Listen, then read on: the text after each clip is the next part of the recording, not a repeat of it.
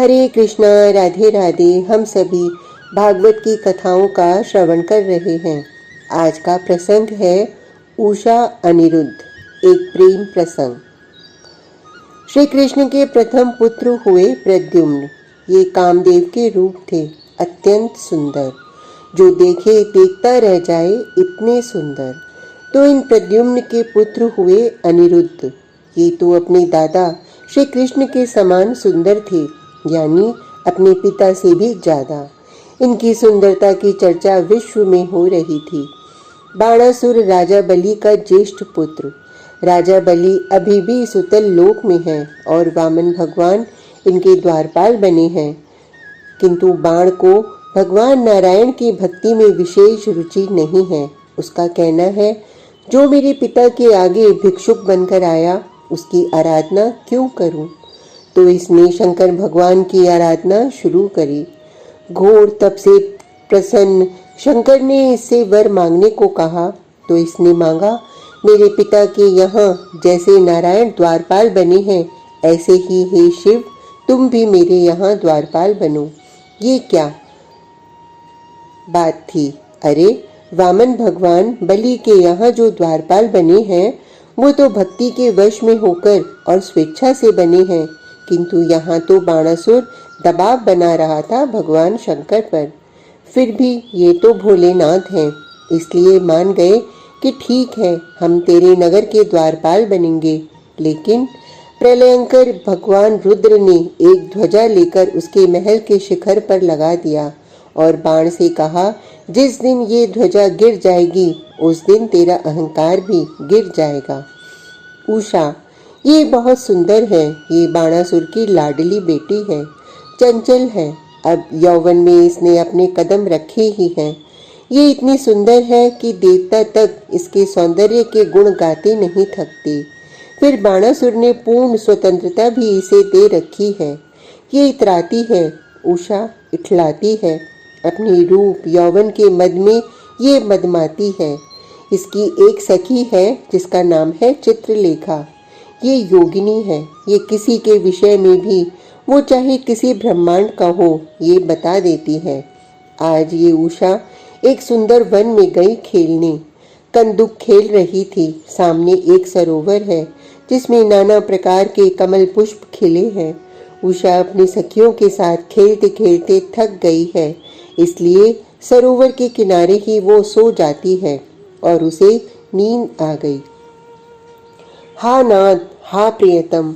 उषा ने शायद कोई सपना देख लिया। वो उठते ही यही पुकारने लगी थी। अन्य सखियां तो चली गईं, लेकिन चित्रलेखा उषा को कैसे छोड़ देती? वो इसके साथ ही रही थी। उषा, क्या हुआ सखी? तुम किसको नाथ कह रही हो? तुम्हारी तो शादी नहीं हुई, फिर नाथ कौन हो गया तुम्हारा? चित्रलेखा ने पूछा। सखी, मेरी प्यारी सखी, मुझे एक स्वप्न आया जिसमें एक सुंदर राजकुमार ने मुझे देखा और वो मुस्कुराया, फिर मुझे अपने बाहुपाश में भर लिया। ये कहते हुए उषा चित्रलेखा के हृदय से लग गई और उसके प्रेमाश्रु बहने लगे। स्वप्न की बात को इतनी गंभीरता से नहीं लेते सखी, चित्रलेखा ने समझाना चाहा, लेकिन प्रेमी आज तक समझे हैं क्या जो आज उषा समझ लेती? मुझे वो सुंदर राजकुमार चाहिए ही। ये अपना निर्णय भी सुना दिया उषा ने, और ये भी कह दिया अगर वो नहीं मिला तो उषा के प्राण भी नहीं बचेंगे। योगिनी है चित्रलेखा, आंखें बंद करके बैठ गई है और वो उषा के स्वप्न में आए पुरुषों को खोज रही है। उषा के सामने उसने सुंदर पुरुष का एक चित्र खींचा जो कामदेव का था और उसे दिखाया उषा को। ना, ये नहीं है। फिर कुछ सोचकर देवराज इंद्र का चित्र। उषा सिर नामी हिलाती गई।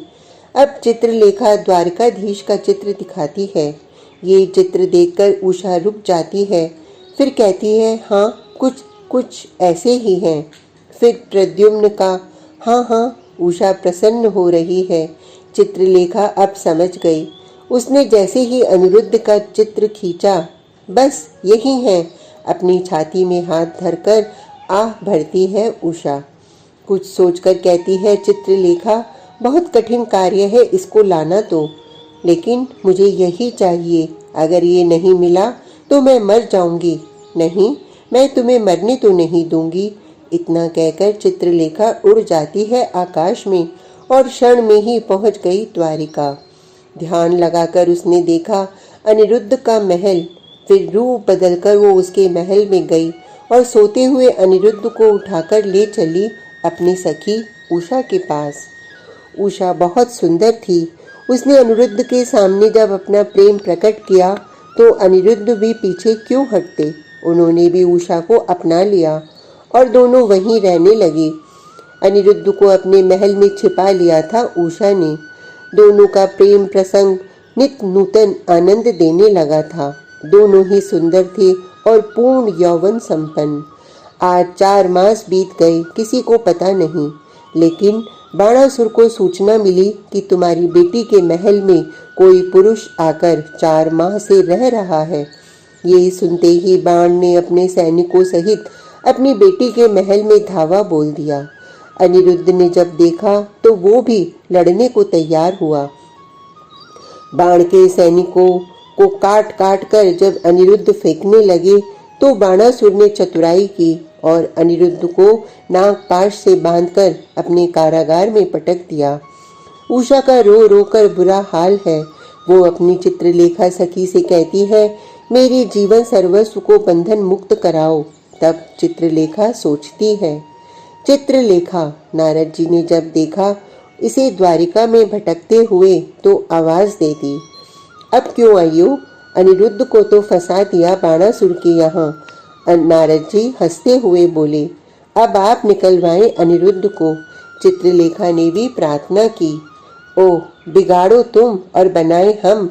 नारायण नारायण। नारद जी हंसने लगे, अब जो हुआ सो हुआ, आप कृपा करें, नहीं तो देव ऋषि मेरी सखी मर जाएगी।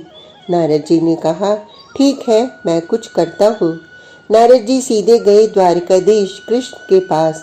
वो बैठे हुए थे और अपनी रानियों से विनोद कर रहे थे। आपके पुत्र कितने हैं? नारद जी भी मुस्कुराते हुए पूछने लगे। हमें नहीं पता। ये कहकर श्री कृष्ण खूब हंसे और आपके पौत्र, जिसे पुत्र का नहीं पता उन्हें पौत्र का कहाँ से पता होगा? और इस बात पर फिर ठहाके। आपके पौत्र अनिरुद्ध को बाणासुर ने अपने यहाँ 6 माह से कैदी बना रखा है। हे द्वारकेश, उसे छुड़ाइए। नारद जी इतना बोलकर चल दिए। चित्रलेखा को अब संतोष हुआ कि श्री कृष्ण अब कुछ समाधान निकालेंगे। समाधान यही था कि बाणासुर से युद्ध। हे महादेव, ये ध्वजा गिर गई, अब क्या मेरा अब अमंगल होगा?